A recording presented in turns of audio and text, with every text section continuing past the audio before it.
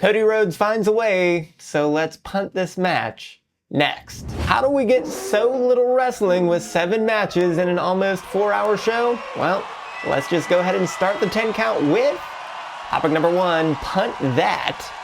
Wow, I think they've officially just lost it. They have literally no courage or convictions. They just can't stick to anything for more than a week or two now. Yeah, I'm stunned by that.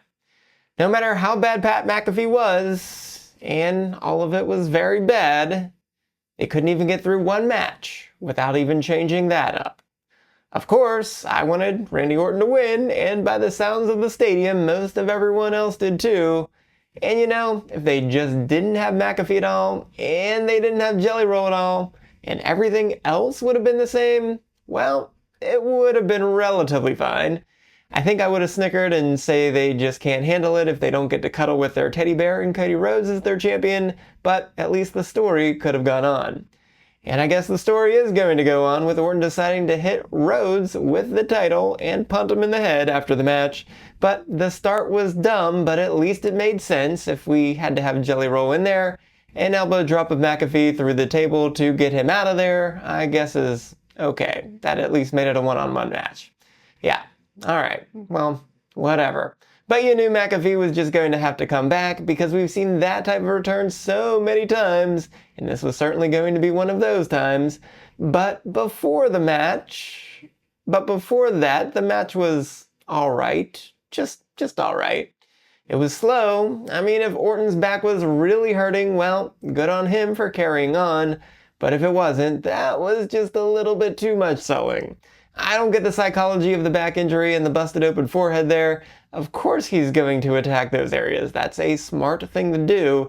It's not digging down deeper to another level that we didn't know he had.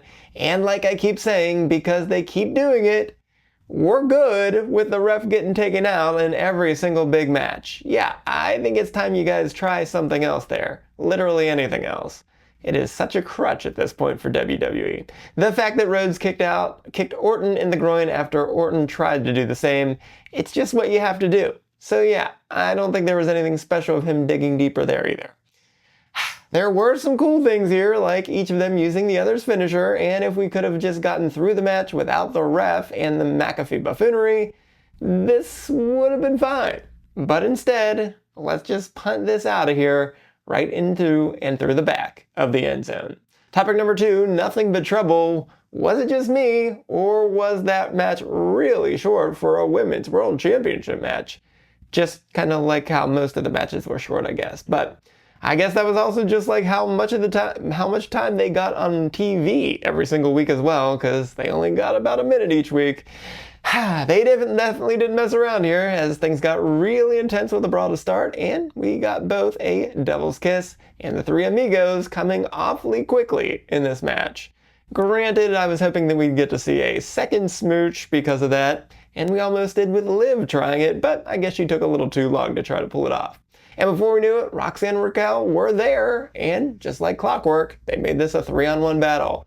I suppose that is your only chance against Stephanie, as she was 7-0-2 in one-on-one matches since joining the main roster. Stephanie survived that first Oblivion from Liv following that sneak attack, and just maybe you thought that the Judgment Day shenanigans might not work here today, and Stephanie did indeed fight back by knocking both intruders to the floor. But nah, one very brief delay after Stephanie's double crossbody, and it led to the end and a second Oblivion. This was simply the right call here. Stephanie just hasn't been doing that much, and we know Liv will entertain us every single week. And hey, maybe we can finally get the other 2 Judgment Day members looking at Liv's title, just like Orton's done for the last 2 years, and really ending the Judgment Day once and for all. But just don't break up Livdom. That's just going way too well. Anyways, I hope more than anything that they actually let Stephanie wrestle more now that she's just had her 4th match of 2026. Because ultimately, this one's not going to go down as one of the all-time greats, but I guess we got the needed reset, and I guess that is something. And oh yeah, props to Liv on a pretty good music video, despite not having the best vocals, and indeed, she also did a nice job performing it as her ring entrance here. Topic number 3, no speed ahead. Not much to say about the 6-man tag to open WrestleMania, as this was even less of a match than I expected. It was nice of Speed to start the match, but I thought that he'd try a bit more instead of cowering multiple times. For the tag champs, the Vision sure looked like a pair of chumps doing basically nothing during the match, and Theory yelling at Speed over an accidental push was not a great decision. Unfortunately, this kinda harkens back to A-Town Down Under now instead of something much better in the Vision. Well, what a bummer this was, and that has nothing to do with me starting the night with a loss in my bets, but Speed did become the first celebrity to lose a match that wasn't a Battle Royal at WrestleMania, as they are now 13-1. Anyways, he really should have gotten to do that moonsault in a time that mattered instead of it just completely missing at the beginning of the match, but there is no doubt that his splash through the table was pretty cool. Alas, this does nothing for anyone involved. Topic number 4, freeing Fatu. We got pretty much what we expected between Fatu and McIntyre as well, if only this one could have gone on a little bit longer if not for the constraints of finishing before the first hour was over. No bother, the ending went pretty much as expected with a mighty moonsault through a table, and we got plenty of tables and chairs, and even a toolbox. That was a nice throwback to the Punk feud, I will admit. McIntyre taking the belt off of the ref was even a good idea. I thought that was a little bit creative, and I enjoy how the refs have a different shirt when a match is unsanctioned, though the standard referee uniforms are terrible, so anything would be an improvement. Regardless, what a sad last couple months for McIntyre, falling from champion to not even being in the title match to losing this one here, because no one deserves more than him to have something good happen for a change. So I do hope he gets a little bit of a break. Sure, for a movie, or, you know, just because, if he finishes rapping, keep taking a longer break if you want to, man. Because they really owe him a couple for this, I have to say. Let's just hope Fatu comes out with some momentum and finally figures out who his attacker was, because there's no reason for it to be McIntyre now. Topic number 5, turning the page. OMG. Paige is back, and she is a women's tag team champion. Who would have guessed it? Man, I am over the moon over this, but man, what a bummer that news came out on Saturday. It's almost like everyone just loves to spoil the fun here, but that's alright. I'm just gonna bask in the glow of this one for a minute, because she was my favorite during her initial run, so I'm really happy to see her back. But they really made us itch and scratch for her to finally get into the match, as Brie was in there for a really long time doing not a whole lot of anything except giving us the saddest set of yes kicks ever along the way.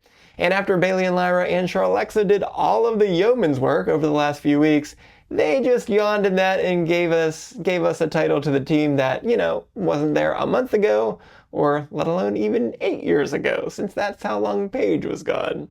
Well, this version with a member of each team being legal is better than the version with only 2 total people legal at a time, but I wish they got more time for this match as well to let everyone shine.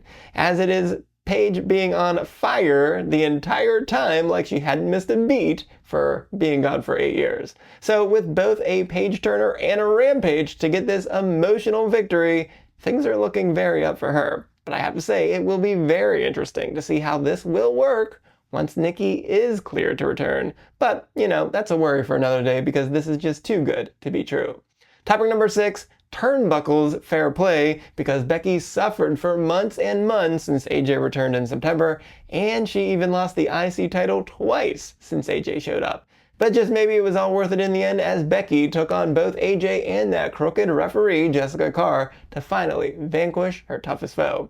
And she outsmarted both of them by exposing that turnbuckle 2 different times and using it to her advantage at the perfect moment.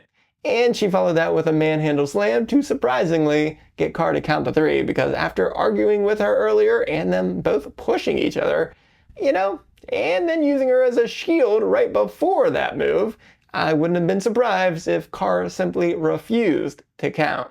But I guess even she had to admit that she was outdone by the best to ever do it, and unfortunately for AJ and Jessica, even they will have to say it now. Well, if we even see AJ anytime soon, which I'm not so sure of. But Bex has proven to still be the big time, and she could hold on to that title for as long as she wants, or maybe just another day or two if she repeats last year.